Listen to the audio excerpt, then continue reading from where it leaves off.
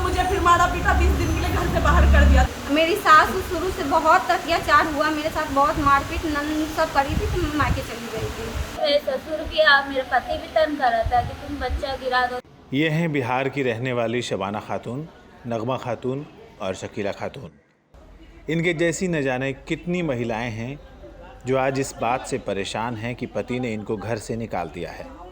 यहाँ तक कि इनको खाना खर्चा भी नहीं दिया जा रहा है।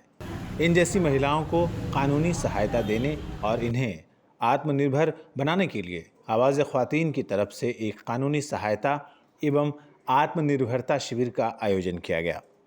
शिविर के आयोजन में सोशल प्राइड वेलफेयर सोसाइटी, परिवार की पहल और न्यायबोध फाउंडेशन ने सहयोग किया। कार्यक्रम में आई महिलाओं को संबोधित करते हुए आवाज़ ख्वातीन की निदेशक रत्ना शुक्ला आनंद ने कहा कि हमें कमज़ोर नहीं मजबूत बनना है, इसलिए उन चीज़ों को छोड़ दीजिए जो आपको कमज़ोर बनाती हैं। निदेशक ने महिलाओं से कहा कि सबसे ज़रूरी है जागरूक होना और आत्मनिर्भर बनना। अपने अंदर से ये सारी चीजें निकाल दीजिए। आज से आप एक संकल्प लीजिए कि ये मेरी जिंदगी है और खुश रहना मेरा हक है, और अपने बच्चों को खुश रखना, और ज्यादातर महिलाएं जो अलग होकर अपनी माँ के साथ रह रही हैं, उस माँ को खुश रखना भी आपका हक है। जो जिंदगी हमें मिलती है ना, वो हमारे हाथ में होता है कि हम उसको किस तरह से बदल देते हैं। कुछ लोग जिंदगी भर शिकायतें करते रहते हैं, उनकी शिकायतें कभी पूरी नहीं होती और ज़िंदगी खत्म हो जाती है, और वो जिनसे शिकायतें होती हैं उनकी ज़िंदगी भी वो लोग परेशान किए रहते हैं। तो इन सब चीज़ों से दूर हटना है। कार्यक्रम में हिस्सा लेने आई महिलाओं ने सबके सामने अपनी आप बीती सुनाई। शबाना खातून ने बताया कि 10 साल पहले बिना किसी कारण के उसके पति ने उसे घर से निकाल दिया। अपने 4 बच्चों को लेकर वो अलग रह रही हैं और किसी तरह उनका पेट भर पा रही हैं। जब लास्ट में उसने मुझे टीबी की बीमारी कर दी, मार मार के इलाज भी करवाता नहीं था। ऐसे में मैं मर जाती तो बच्चा कौन पालता। फिर माँ को बोली, मेरी अम्मी मुझे यहाँ ले आई दिल्ली, कोठी में काम भी लगवा दी, 1 साल साथ रखी है। मैं कहती हूँ कि मेरा बच्चा बीमार है, कुछ भी आपको ढूंढा तो कहता बच्चे मर जाएंगे ना तो कफन भेजवा दूंगा तुझे, लेकिन लेने नहीं आऊँगा। और जब मैं वहाँ पता चला ही तो किसी और से शादी कर रखा, लेकिन कोर्ट से अभी तक कुछ भी हासिल नहीं हुआ मुझे कि हाँ खर्चा बच्चे को मिलता या उसे पकड़ता, कुछ भी नहीं। बस वो ये कहते हैं कि मैं लेके नोटिस जाता हूँ, वहाँ से वापस हो जाता हूँ, ये बोलकर कि घर पे कोई नहीं है, ताला लगा हुआ है। और वो दूसरी जगह घर लेके रह रहा है, आराम से खुलेआम जी रहा है, उसको कोई नहीं है। और मैं यहाँ घुट घुट के जी रही हूँ बच्चे लेके कि मेरे बच्चों का आगे भविष्य क्या होगा। तलाक तो उसने ऐसे दिया था जैसे मोहल्ले में खड़ा मेरे साथ, तो उसने जिस तरह से, मैं खुल के क्या बताऊँ, जैसे एक सब्जी बेचने वाली आई थी, उसके सामने ये कहा था उसने मुझे कि मैं ऐसे तलाक देता हूँ। वहाँ पर के लोग मेरे गोतिया जैसे होते हैं, जेठ और सब बोला कि ऐसे तलाक पड़ चुका है। मेरी माँ के हम मुझे भेज दिया, और उसके बाद जब सोचा पूरे मोहल्ले में बदनामी होगी तो अपने दोस्त को 500 रुपये में बोल के लेके आया कि तू इसे शादी कर ले, एक रात में छोड़ दे, फिर इससे निकल कर लूँगा। मेरे साथ बहुत जलील करा उसमें वो आदमी से मेरा निकाह करवाया, उसे 1 गिलास पानी दी, और उसका दोस्त था क्या था, उसने बोला कि मैं आपको तलाक देता हूँ। बोला तलाक पड़ गया, फिर इससे मेरा निकाह हुआ जो मेरा हस्बैंड था। फिर उससे निकाह हुआ और ये सब करवा के उसने इतनी ही बड़ी माँ तक को पता नहीं चलने दिया। ये सब करके फिर मुझे रखा, फिर मेरे बेटा रह गया पेट में, तो मुझे फिर मारा पीटा, 20 दिन के लिए घर से बाहर कर दिया। तब वो बेटा मेरा खत्म हो गया। मेरी मम्मी वहाँ से जाके फिर मुझे ले आई कि तूने मेरी बेटी को बहुत जलील करा, इससे अच्छा तू अकेली जी लेगी, खा लेगी, लेकिन तेरे पास नहीं रहेगी। नगमा खातून ने बताया कि शादी के 6 साल तक सब कुछ ठीक रहा। उसके बाद बिना किसी कारण के उसे मायके भेज दिया गया। उसके बाद से पति न तो तलाक देता है और न ही कोई सुध लेता है। मेरा शादी मेरे फूफू के लड़का से हुआ है, तो उन्होंने 6 साल तो मैं सही रही हूँ। 6 साल के बाद 7 साल बाद 2011 में हमारी शादी हुई है। कुछ साल हम लोग सही रहे, उसके बाद हमें मायके भेज दी। छोटा वाला लड़का मेरे पेट में था, उस टाइम मुझे मायके भेज दिया। बोले कि हम खर्चा भेजते रहेंगे, 1 रुपया भी आज तक कभी खर्चा भेजे नहीं। मेरी सास शुरू से बहुत अत्याचार हुआ, मेरे साथ बहुत मारपीट नन सब करी थी, तो मैं मायके चली गई थी। तो मायके गई तो यहाँ देखी तो ये शादी कर ली है। अब ये कहते हैं मैं 2-3 बार निकाह उससे कर चुका है। अभी कहते कि 2 साल पहले निकाह किया और रहते उनके साथ 7 साल से। पीड़ित महिला शकीला खातून ने बताया कि शादी के 2 दिन बाद ही ससुराल वालों ने उसे घर से भगा दिया। शकीला की मां शाहीन परवीन कहती हैं कि शकीला के ससुराल वाले दहेज की मांग कर रहे थे।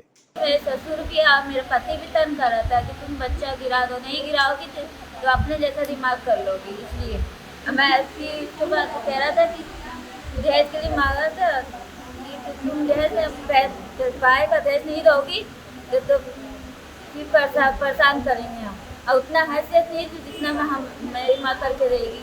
इसलिए हम भाग गए। मेरा ससुर भी गाली दे रहा था और मेरी ननद भी और जेठानी बहुत बड़ा बुलाते रहे। मैंने बेटी का स्टेट में शादी किया था, तो तीसरे चौथे महीने में इसके ससुर भी बदतमीजी किया इसके साथ। इसको शौहर मानने को तैयार नहीं थे, फिर इसके शौहर भी इसको मारा पीटा, घर से निकाल दिया। क्या भाई कि इसको दहेज चाहिए, दहेज में गाड़ी चाहिए, 50,000 रुपया चाहिए। इसके पेट में 2 महीने का बच्चा था, बोला कि बेटी है, बेटी नहीं पैदा करना है।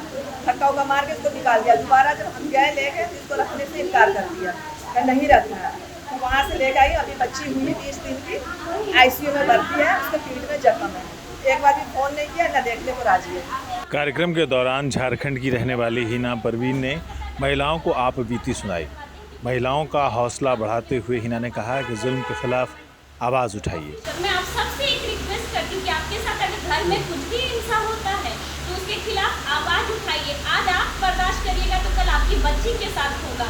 और हम ये तो नहीं चाहेंगे कि जिस बच्ची को हमने जन्म दिया उसके साथ ऐसा हो, क्योंकि हम बर्दाश्त कर सकते लेकिन अपनी बच्ची के साथ जो हो तो वो बर्दाश्त नहीं कर सकते। और ये हमारे समाज की माफ़ी चाहती हूँ, लेकिन हमारे साथ की समाज भी है बुराइयाँ कि अगर कुछ नहीं पसंद आए तो तलाक एक बहुत छोटा सा चीज़ है, जबकि इस्लाम में तलाक लिखा ही नहीं गया, बहुत मजबूरी के तहत देना है। आपको भी पता है कि अगर जब तलाक होता है तो 90 घरों का पानी हराम हो जाता है, पानी नहीं पीना चाहिए। और तलाक जैसी कुरीतियाँ हमारे इस्लाम में लिखा भी नहीं है।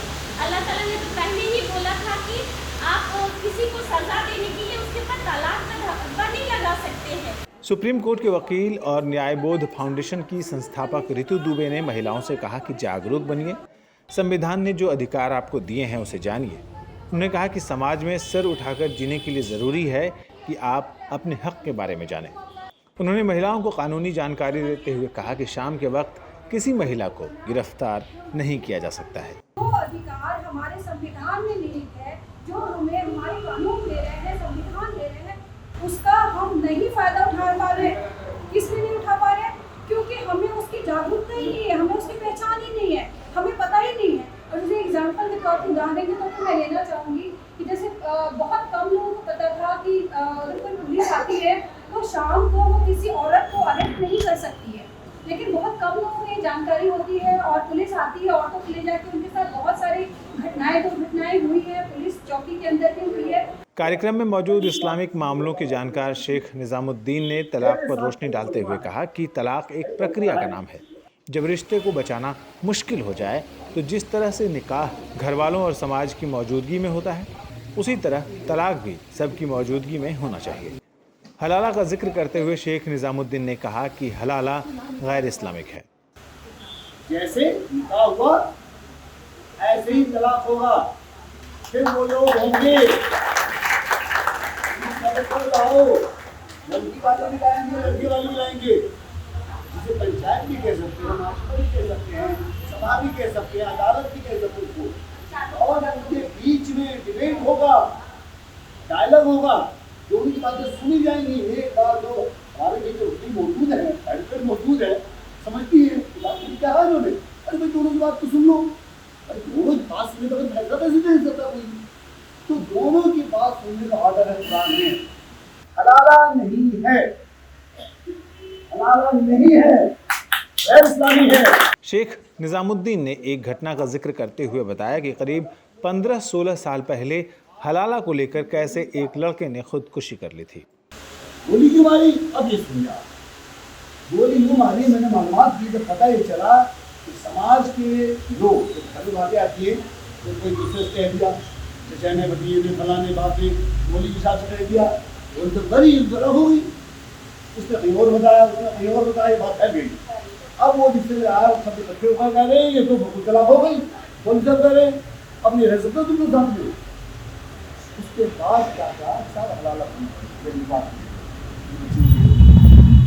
हलाला का रहेगा, उसके बाद होगा। इसके बाद मेरी हरकत की वजह से ऐसी को बताइए मेरी को तो वही बात। कार्यक्रम में मौजूद महिलाओं को आत्मनिर्भर होने के गुर सिखाने आई एयरफोर्स वाइफ वेलफेयर एसोसिएशन की पूर्व अध्यक्ष आशा भदौरिया ने महिलाओं को पुराने सामान से तरह तरह के सामान को बनाना सिखाया। उन्होंने कहा कि अपने हाथों से बने सामान को बाजार में बेचकर आप सब अच्छे पैसे कमा सकती हैं और जब पैसे आएंगे तो किसी के सहारे की मोहताज आप नहीं रहेंगी। आप इतने सक्षम हो जाओ कि आप बोलो कि मुझे नहीं तेरे साथ रहना, फिर देखो दुनिया कैसे पलटती है। ठीक है, ये ध्यान रखो। एक औरत में बहुत ताकत है, मैडम बता चुकी है, आप ये सब बता चुके हैं, आपको अपनी ताकत का अंदाजा है सबको।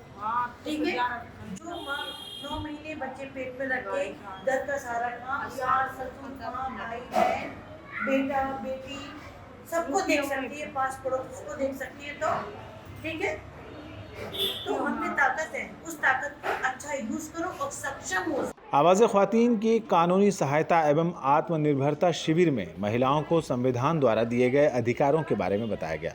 उनको कुरान की रोशनी में तलाक और हलाला के बारे में विस्तार से बताया गया। इसके साथ ही उनको समाज में सम्मान के साथ जीने का तरीका भी बताया गया।